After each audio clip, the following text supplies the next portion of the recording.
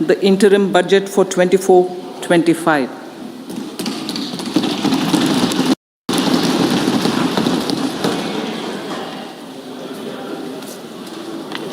The Indian economy has witnessed profound positive transformation in the last 10 years. The people of India are looking ahead to the future with hope and optimism. With the blessings of the people, when our government, under the visionary and dynamic leadership of Honorable Prime Minister Shri Narendra Modi, assumed office in 2014, the country was facing enormous challenges. With Sabka Saath, Sabka Vikas as its mantra, the government overcame those challenges in right earnest. Structural reforms were undertaken. Pro-people programs were formulated and implemented promptly. Conditions were created for more opportunities for employment and entrepreneurship. The economy got a new vigor. The fruits of development started reaching the people at scale. The country got a new sense of purpose and hope. Naturally, the people blessed the government with a bigger mandate. In the second term, our government, under the leadership of Honorable Prime Minister, doubled down on its responsibilities to build a prosperous country with comprehensive development of all people and all regions. Our government strengthened its mantra to Sabka Saath, Sabka Vikas, and Sabka Vishwas. Our development philosophy covered all elements of inclusivity, namely social inclusivity through coverage of all strata of the society, and geographical inclusivity through development of all regions of the country. With the whole of nation approach of Sabka Prayas, the country overcame the challenges of once-in-a-century pandemic, took long strides towards Atmanirbhar Bharat, committed to Panch Pran, and laid solid foundations for the Amrit Kal. As a result, our young country has high aspirations, pride in its present, and hope and confidence for a bright future. We expect that our government, based on its stupendous work, will be blessed again by the people with a resounding mandate. Inclusive development and growth. Our humane and inclusive approach to development is a marked and deliberate departure from the earlier approach of provisioning up to village level. Development programs were thus provisioned.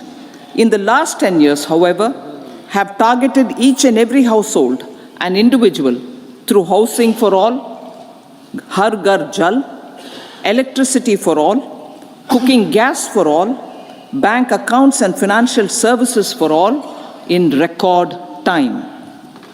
The worries about food have been eliminated through free ration for 80 crore people. Minimum support prices for the produce of Annadata are periodically increased appropriately. These and the provision of basic necessities have enhanced real income in the rural areas. Their economic needs could be addressed, thus spurring growth and generating jobs. Social justice. Our government is working with an approach to development that is all-round, all-pervasive, and all-inclusive. Sarvangin, Sarvasparshi, or Sarvasamaveshi. It covers all castes and people at all levels. We are working to make India a Vikasit Bharat by 2047. For achieving that goal, we need to improve people's capability and empower them. Previously, social justice was mostly a political slogan. For our government, social justice is an effective and necessary governance model. The saturation approach of covering all eligible people is the true and comprehensive achievement of social justice. This is secularism in action, reduces corruption, and prevents nepotism, prevents bhai bhatijawad. There is transparency and assurance that benefits are delivered to all eligible people. The resources are distributed fairly. All, regardless of their social standing, get access to opportunities. We are addressing systemic inequalities that had plagued our society. We focus on outcomes and not on outlays, so that the social economic transformation is achieved. As our Prime Minister firmly believes, we need to focus on 4 major castes. They are Garib, Mahilaye, Yuva, and Annadata. Their needs, their aspirations, and their welfare are our highest priority. The country progresses when they progress. All 4 require and receive government support in their quest to better their lives. Their empowerment and well-being will drive the country forward. Garib Kalyan, Desh Ka Kalyan. We believe in empowering the poor. The earlier approach of tackling poverty through entitlements had resulted in very modest outcomes. When the poor became empowered partners in the development process, government's power to assist them also increases manifold. With the pursuit of Sabka Saath, in these 10 years, the government has assisted 25 crore people to get freedom from multi-dimensional poverty. Our government's efforts are now getting synergized with energy and passion of such empowered people. This is truly elevating them from poverty.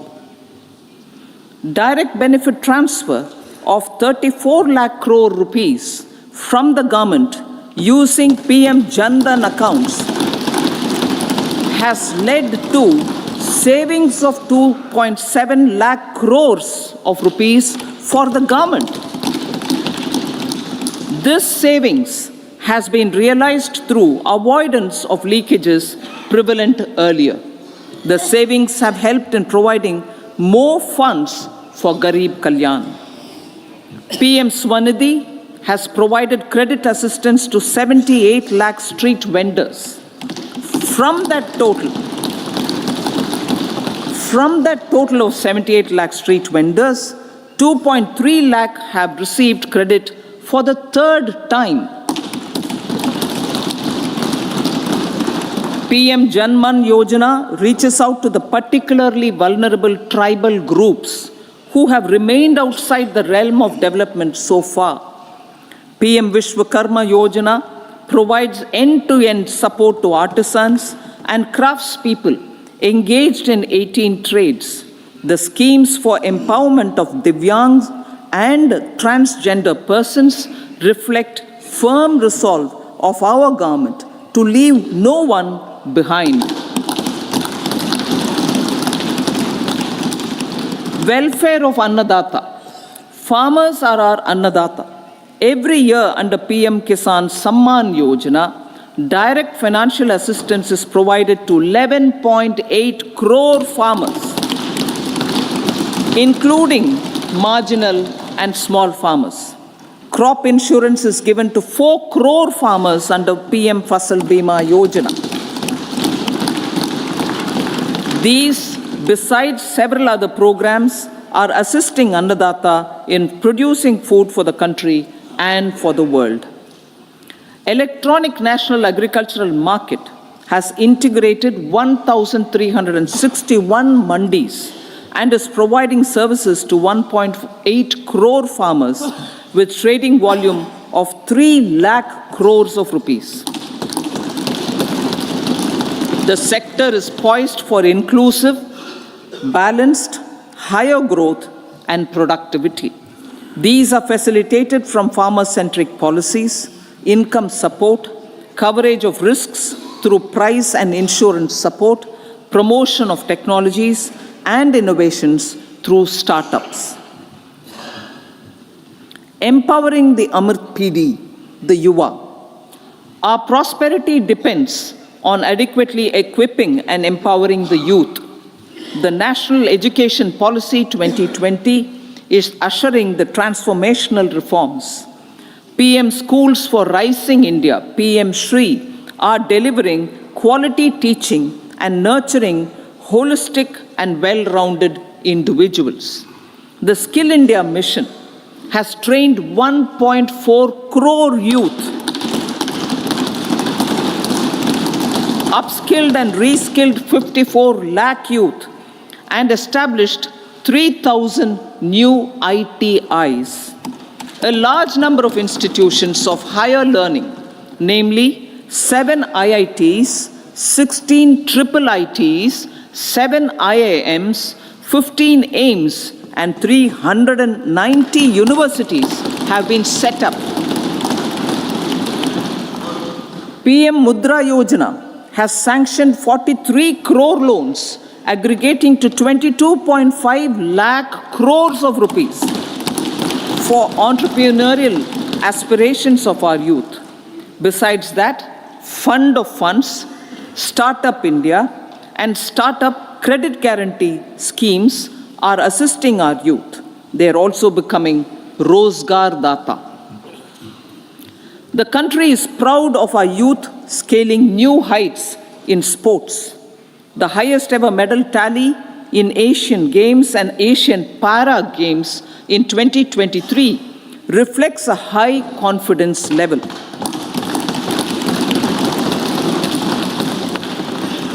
Chess prodigy and our #1 ranked player Pragnananda put up a stiff fight against the reigning world champion Magnus Carlsen in 2023. Today, India has over 80 chess grandmasters compared to little over 20 in 2010. Momentum for Nari Shakti. The empowerment of women through entrepreneurship, ease of living, and dignity for them has gained momentum in these 10 years. 30 crore Mudra Yojana loans have been given to women entrepreneurs. Female enrollment in higher education has gone up by 28% in 10 years. In STEM courses, girls and women constitute 43% of enrollment, one of the highest in the world. All these measures are getting reflected in the increasing participation of women in workforce. Making triple talaq illegal, reservation of 1/3 seats for women in the Lok Sabha and state assemblies, and giving over 70% houses under PM Awas Yojana in rural areas to women, and giving over 70% houses under PM Awas Yojana in rural areas to women as sole or joint owners have enhanced their dignity. Exemplary track record of governance, development, and performance. Besides delivering on high growth in terms of gross domestic product, the government is equally focused on a more comprehensive GDP, that is, governance, development, and performance.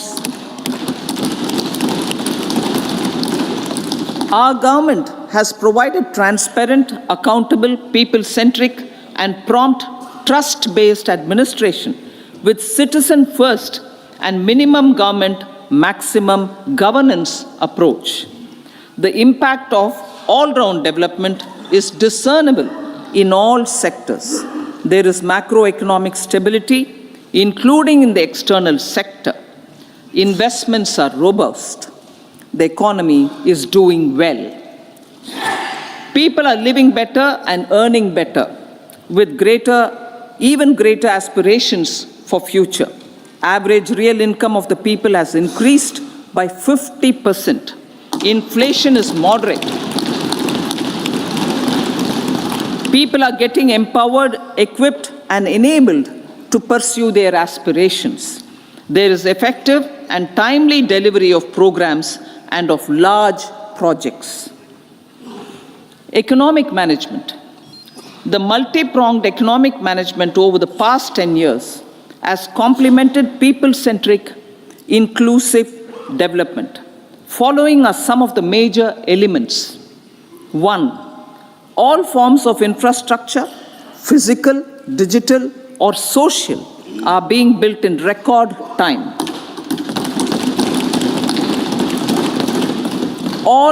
Number 2, all parts of the country are becoming active participants in economic growth. Number 3, digital public infrastructure, a new factor of production as if in the 21st century, is instrumental in formalization of the economy. Number 4, goods and services tax has enabled one nation, one market, one tax. Tax reforms have led to deepening and widening of tax base. Number 5, strengthening of the financial sector has helped in making savings, credit, and investments more efficient. Number 6, GIFT IFSC and the Unified Regulatory Authority, IFSCA, are creating a robust gateway for global capital and financial services for the economy. Number 7, proactive inflation management has helped keep inflation within the policy band. Now, the global context, Honorable Speaker, sir. Geopolitically, global affairs are becoming more complex and challenging with wars and conflicts. Globalization is being redefined with reshoring and friendshoring, disruption and fragmentation of supply chains, and competition for critical minerals and technologies. A new world order is emerging after the COVID pandemic. India assumed the G20 presidency during very difficult times for the world. The global economy was going through high inflation, high interest rates, low growth, very high public debt, low trade growth, and climate changes. The pandemic has led to a crisis of food, fertilizer, fuel, and finances for the world, while India successfully navigated its way. The country showed the way forward and built consensus on solutions for those global problems. The recently announced India-Middle East-Europe economic corridor is a strategic and economic game changer for India and others. In the words of Honorable Prime Minister, the corridor, and I quote, will become the basis of world trade for hundreds of years to come, and history will remember that this corridor was initiated on Indian soil, unquote. Vision for Vikasit Bharat. Our vision for Vikasit Bharat is that of prosperous Bharat in harmony with nature, with modern infrastructure, and providing opportunities for all citizens and all regions to reach their potential. With confidence arising from strong and exemplary track record of performance and progress, earning Sabka Vishwas, the next 5 years will be years of unprecedented development and golden moments to realize the dream of developed India by 2047. The trinity of demography, democracy, and diversity backed by Sabka Prayas has the potential to fulfill aspirations of every Indian. As Honorable Prime Minister in his Independence Day address to the nation mentioned, I quote, "There is no dearth of opportunities, as many opportunities as we want. The country is capable of creating more opportunities. Sky is the limit," unquote. Strategy for Amrit Kal. Our government will adopt economic policies that foster and sustain growth, facilitate inclusive and sustainable development, improve productivity, create opportunities for all, help them enhance their capabilities, and contribute to generation of resources to power investments and fulfill aspirations. Guided by the principle, reform, perform, and transform, the government will take up next generation reforms and build consensus with the states and stakeholders for effective implementation.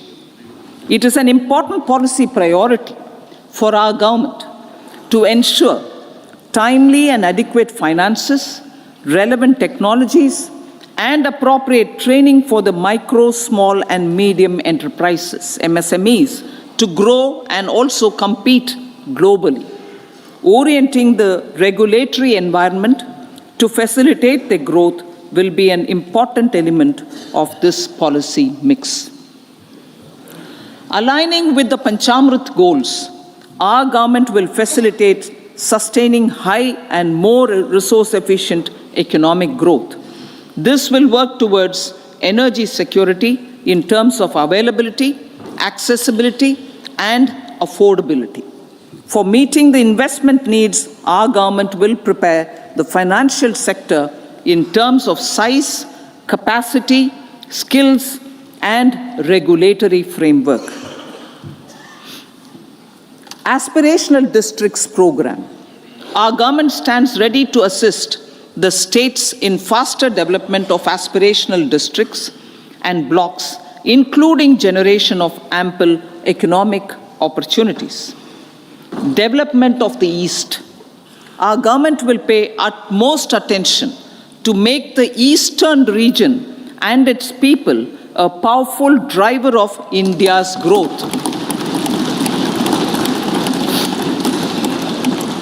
PM Awas Yojana Gramin.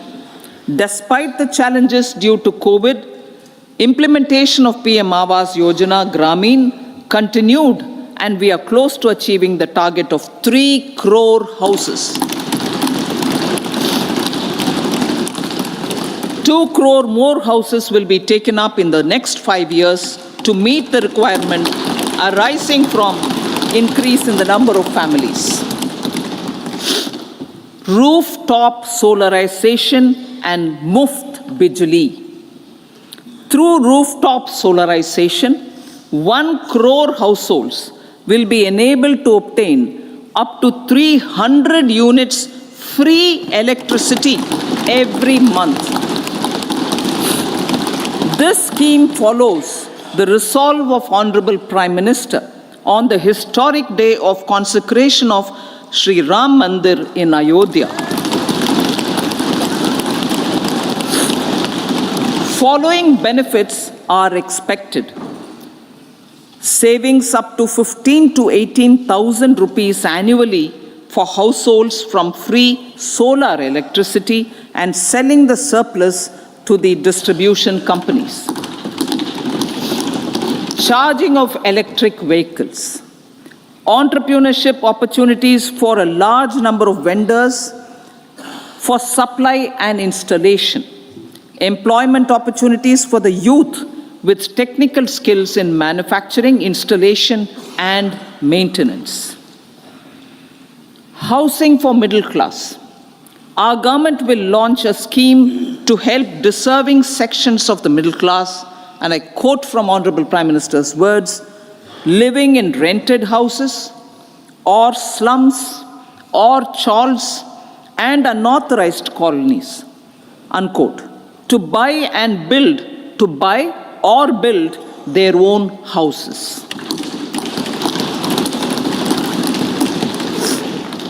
Medical colleges.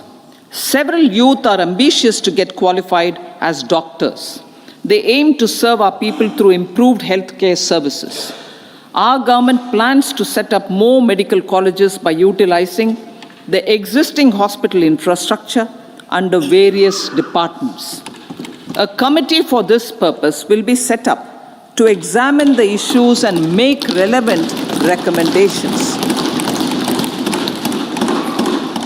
Cervical cancer vaccination. Our government will encourage vaccination for girls in the age group of 9 to 14 years for prevention of cervical cancer. Maternal and child health care.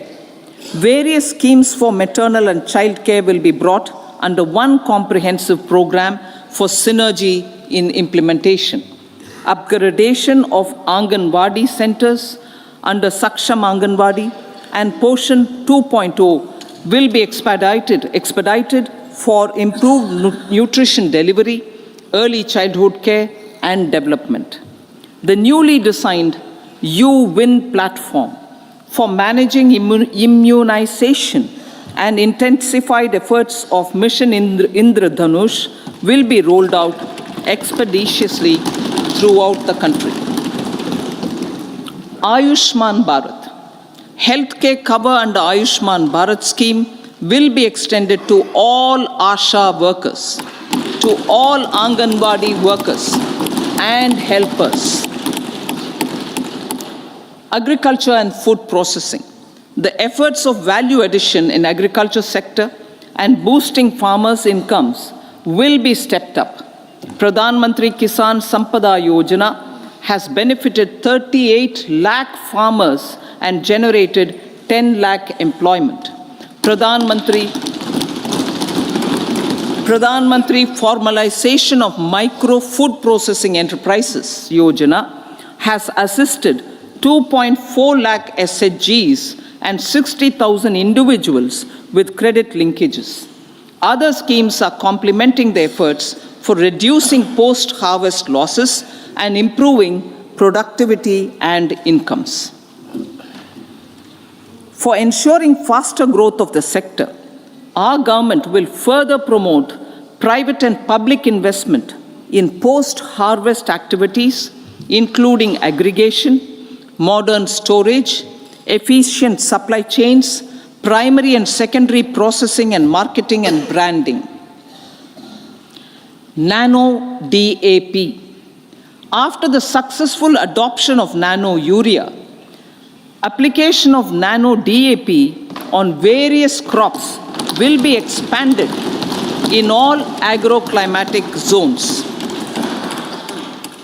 Atmanirbhar Oil Seeds Abhiyan.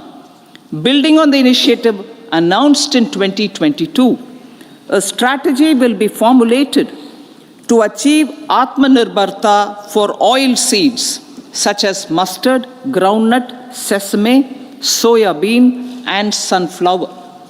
This will cover research for high-yielding varieties, widespread adoption of modern farming techniques, market linkages, procurement, value addition, and crop insurance. Dairy development. A comprehensive program for supporting dairy farmers will be formulated. Efforts are already on to control foot and mouth disease. India is the world's largest milk producer with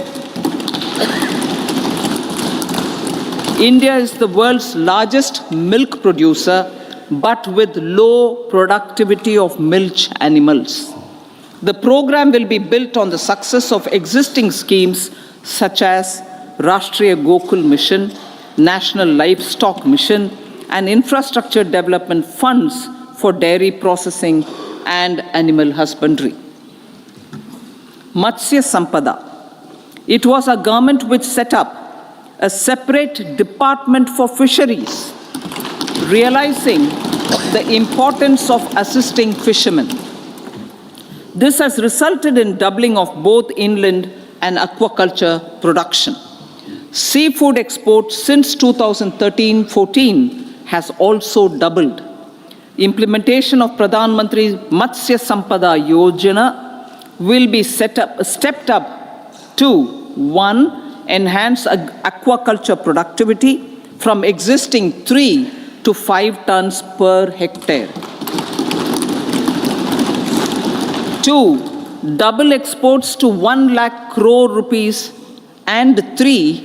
Generate 55 lakh employment opportunities in the near future. 5 integrated aqua parks will also be set up. Lakpati Didi.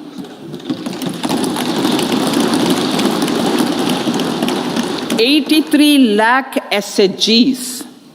83 lakh SHGs with 9 crore women are transforming rural socio-economic landscape with empowerment and self-reliance. Honorable Speaker sir, their success has assisted nearly 1 crore women to become Lakpati Didi already. They are an inspiration to others.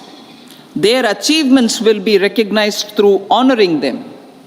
Buoyed by the success, it has been decided to enhance the target for Lakpati Didi from 2 crores to 3 crores.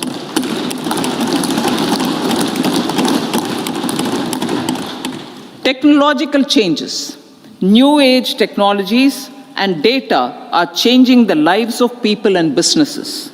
They are also enabling new economic opportunities and facilitating provision of high-quality services at affordable prices for all, including those at the bottom of the pyramid. Opportunities for India at the global level are expanding. India is showing solutions through innovation and entrepreneurship of its people. Research and innovation for catalyzing growth, employment, and development. Prime Minister Shastri, Prime Minister Lal Bahadur Shastri gave the slogan of Jai Jawan, Jai Kisan. Prime Minister Vajpayee, Atal Bihari Vajpayee ji, made that Jai Jawan, Jai Kisan, Jai Vigyan. Prime Minister Modi has furthered that to Jai Jawan, Jai Kisan, Jai Vigyan, and Jai Anusandhan, as innovation is the foundation of development. For our tech-savvy youth, this will be a golden era. A corpus of 1 lakh crore rupees will be established with 50-year interest-free loan provided. The corpus will provide long-term financing or refinancing with long tenors and low and or nil. I repeat that sentence. The corpus will provide long-term financing or refinancing with long tenors and low or nil interest rates. This will encourage the private sector to scale up research and innovation significantly in sunrise domains. We need to have programs that combine the powers of our youth and technology. A new scheme will be launched for strengthening deep tech technologies for defense purposes and expediting Atmanirbharta. Infrastructure development. Building on the massive tripling of the capital expenditure outlay in the past 4 years, resulting in huge multiplier impact on economic growth and employment creation, the outlay for the next year is being increased by 11.1% to 11,11,111 crore rupees. This would be 3.4% of our GDP. Railways.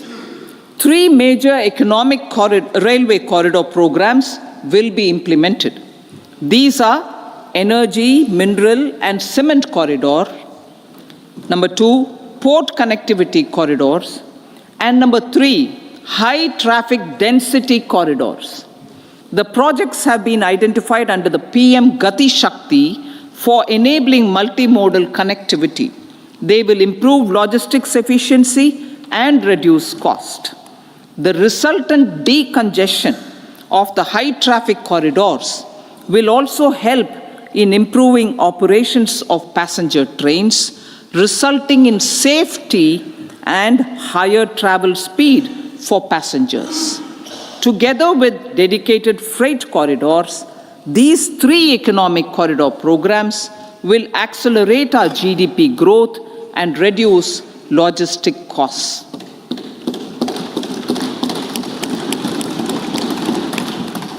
40,000 normal rail bogies will be converted to Vande Bharat standards to enhance safety, convenience, and comfort of passengers. Aviation sector. The aviation sector has been galvanized in the past 10 years. Number of airports have doubled to 149. Rollout of air connectivity to Tier 2 and Tier 3 cities under UDAN scheme has been widespread. 517 new routes are carrying 1.3 crore passengers. Indian carriers have proactively placed orders for over 1,000 new aircrafts. Expansion of existing airports and development of new airports will continue expeditiously. Metro and Namo Bharat. We have a fast expanding middle class and rapid urbanization is taking place. Metro rail and Namo Bharat can be the catalyst for the required urban transformation. Expansion of these systems will be supported in large cities focusing on transit-oriented development. Green energy. Towards meeting our commitment for net zero by 2070, the following measures will be taken. Viability gap funding will be provided for harnessing offshore wind energy, potential for initial capacity of 1 gigawatt.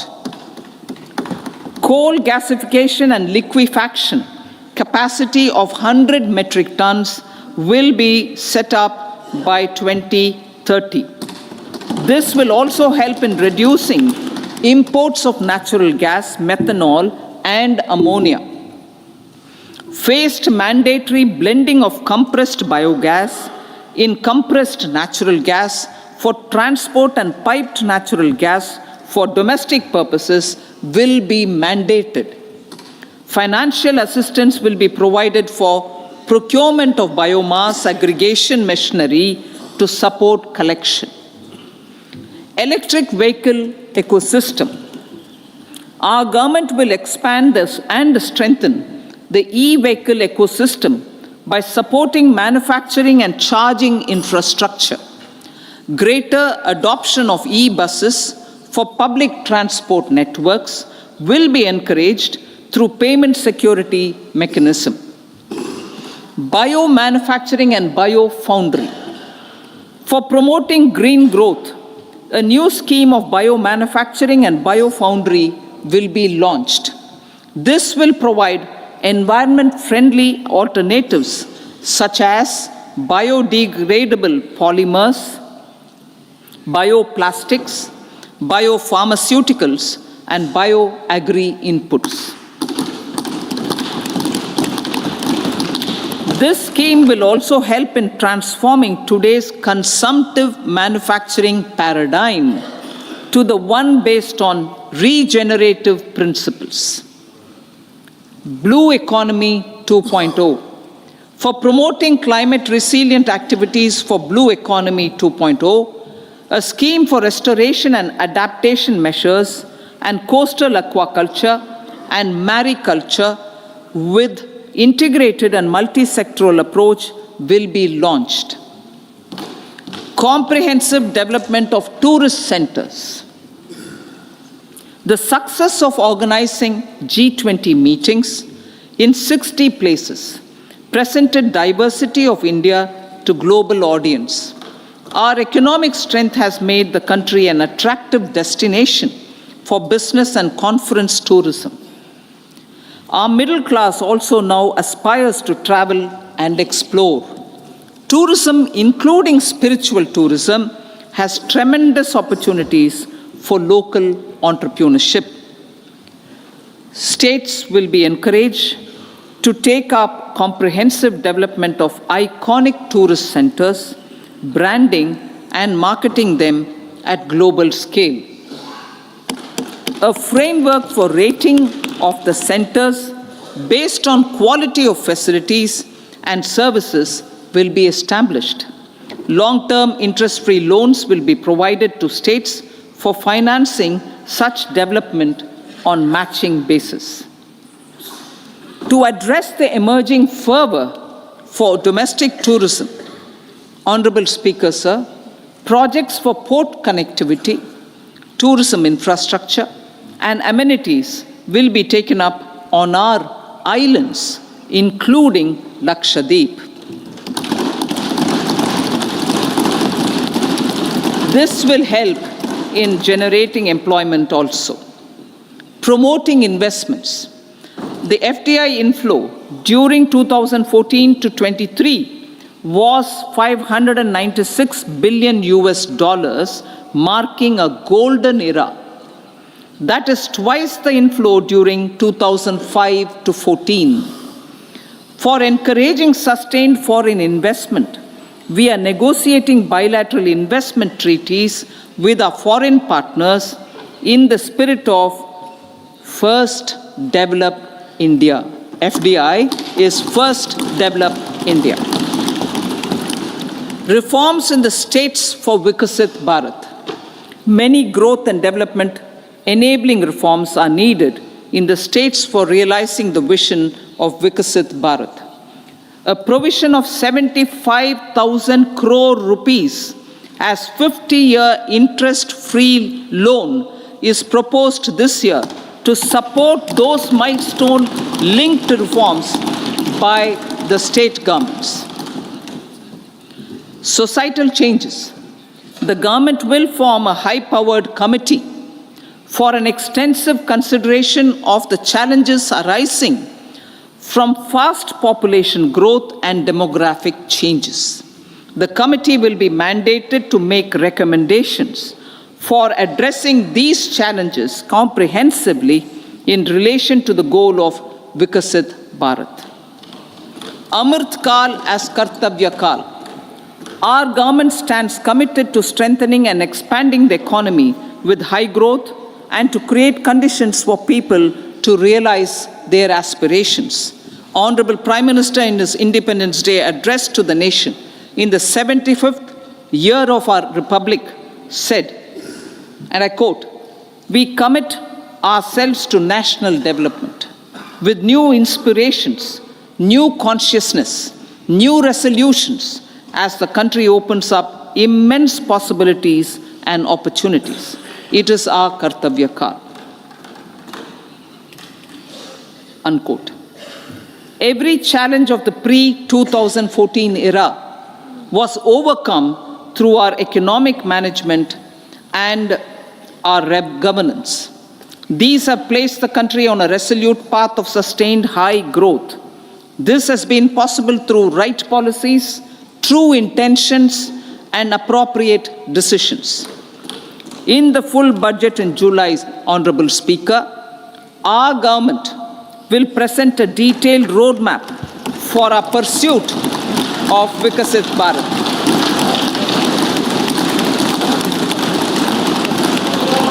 Revised estimates of 2023-24. The revised estimate of the total receipts other than borrowings is 27.56 lakh crores of rupees, of which the tax receipts are 23.24 lakh crore rupees. The revised estimate of total expenditure is 44.90 lakh crore rupees.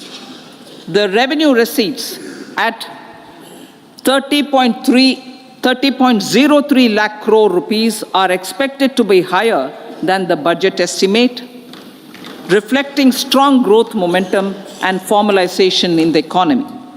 The revised estimate of the fiscal deficit is 5.8% of GDP, improving on the budget estimate, notwithstanding moderation in the nominal growth estimates. Budget estimates for 2024-25. Coming to the year 2024-25, the total receipts other than borrowings and total expenditure are estimated at 30.80 and 47.66 lakh crore rupees respectively. The tax receipts are estimated at 26.02 lakh crore rupees. The scheme of 50-year interest-free loan for capital expenditure to states will be continued this year with an outlay of 1.3 lakh crore rupees. We continue on the path of fiscal consolidation, as announced in my budget speech of 2021-22, to reduce fiscal deficit below 4.5% by 25-26. The fiscal deficit in 2024-25 is estimated to be 5.1% of GDP, adhering to that path. So the gross and net market borrowings through dated securities during 24-25 are estimated at 14.13 lakh crore rupees and 11.75 lakh crore respectively.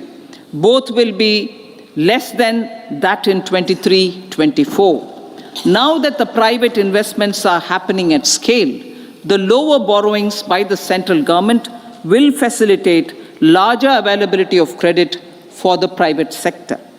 Vote on account. I'll be seeking vote on account approval of the Parliament through the appropriation bill for a part of the financial year 2024-25. I will now move to Part B. Honorable Speaker, sir, over the last 10 years, the direct tax collections have more than trebled and the return filers swelled 2.4 times. I would like to assure the taxpayers that their contributions have been used wisely for the development of the country and welfare of its people. I appreciate the taxpayers for their continued support. The government has reduced and rationalized tax rates. Under the new tax scheme, there is now no tax liability for taxpayers with income up to 7 lakh rupees, up from 2.2 lakh rupees in the financial year 2013-14. The threshold for presumptive taxation for retail businesses was increased from 2 crores to 3 crores. Similarly, the threshold for professionals eligible for presumptive taxation was increased from 50 lakh rupees to 75 lakh rupees. Also, corporate tax rate was decreased from 30% to 22% for existing domestic companies and to 15% for certain new manufacturing companies. Honorable Speaker, sir, in the last 5 years, our focus has been to improve taxpayer services. The age-old jurisdiction-based assessment system was transformed with the introduction of faceless assessment and appeal, thereby imparting greater efficiency, transparency, and accountability. Introduction of updated income tax returns, a new Form 26AS, and pre-filling of tax returns have made filing of tax returns simpler and easier. Average processing time of returns has been reduced from 93 days in the year 2013-14 to a mere 10 days this year, thereby making refunds faster. Indirect taxation. By unifying the highly fragmented indirect tax regime in India, the GST has reduced the compliance burden on trade and industry. The industry has acknowledged the benefits of GST. According to a recent survey conducted by a leading consulting firm, 94% of industry leaders view the transition to GST as largely positive. According to 80% of the respondents, it has led to supply chain optimization, as elimination of tax arbitrage and octroi has resulted in disbanding of checkposts at the state and city boundaries. At the same time, tax base of GST more than doubled, and the average monthly gross GST collection has almost doubled to 1.66 lakh crores this year. States too have benefited.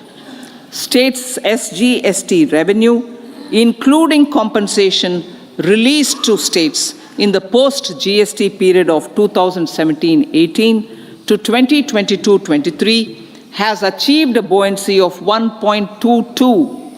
In contrast, the tax buoyancy of state revenues from subsumed taxes in the pre-GST four-year period of 2012-13 to 2015-16 was a mere 0.72. The biggest beneficiaries are consumers, as reduction in logistic cost and taxes have brought down prices of most goods and services. We have taken a number of steps in customs to facilitate international trade.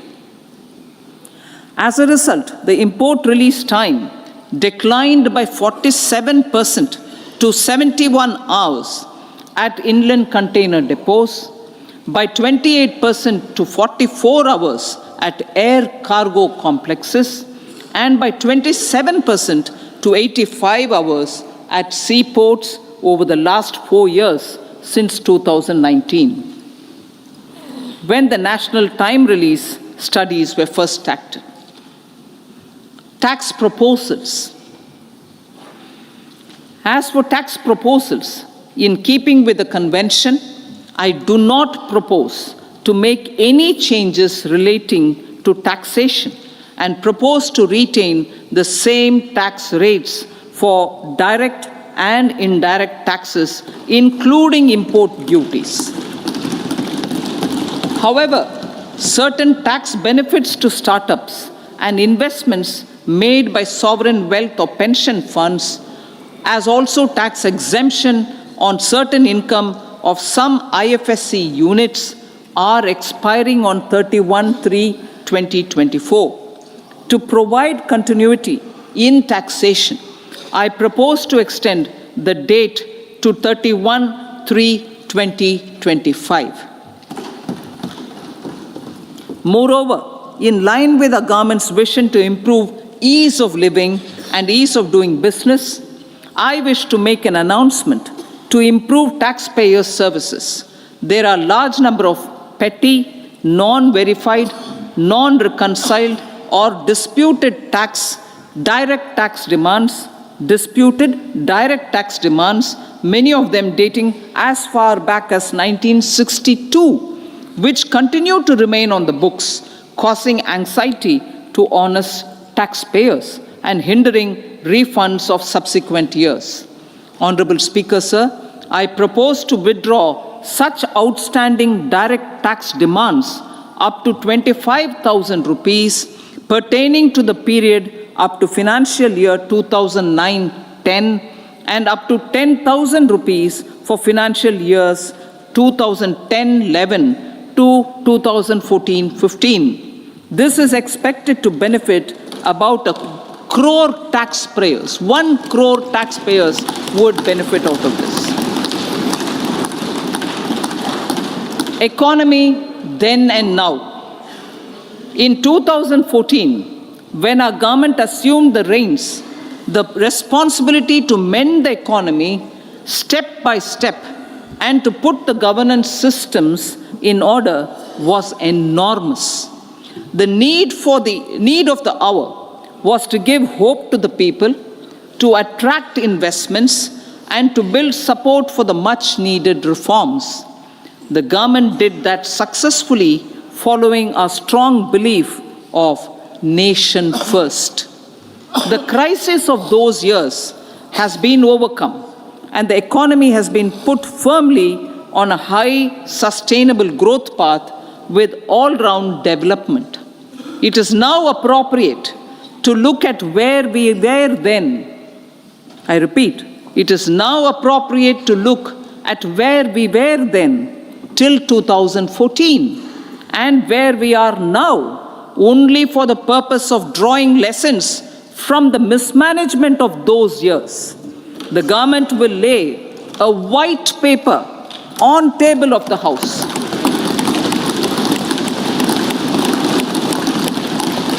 The exemplary track record of governance, development, and performance, effective delivery, and Jan Kalyan has given the government trust, confidence, and blessings of the people to realize whatever it takes.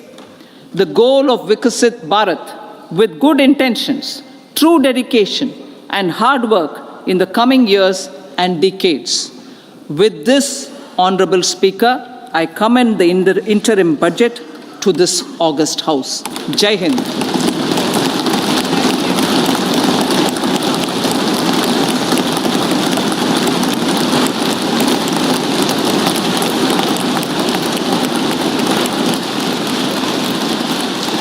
Item number 2 Shrimati Nirmala Sitharaman ji.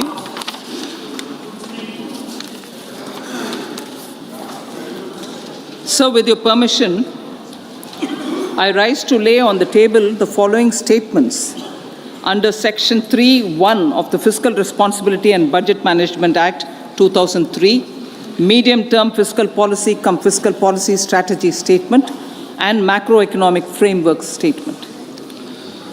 Item number 3, Srimati Nirmala Sitaraman ji. Sir, with your permission, I rise to move for leave to introduce the Finance Bill 2024. प्रश्न ये है कि विधेयक को पुनर्स्थापित करने की अनुमति प्रदान की जाए। जो सदस्य इसके पक्ष में हाँ कहें, जो सदस्य विरोध में ना कहें। मेरे विचार में निर्णय हाँ वालों के पक्ष हुआ, हाँ वालों के पक्ष हुआ। माननीय मंत्री जी विधेयक को पुनर्स्थापित करें। So I introduce the bill. सभा की कार्रवाई शुक्रवार दिनांक 2 फरवरी 2024 को प्राप्त 11 बजे तक के लिए स्थगित की जाती है।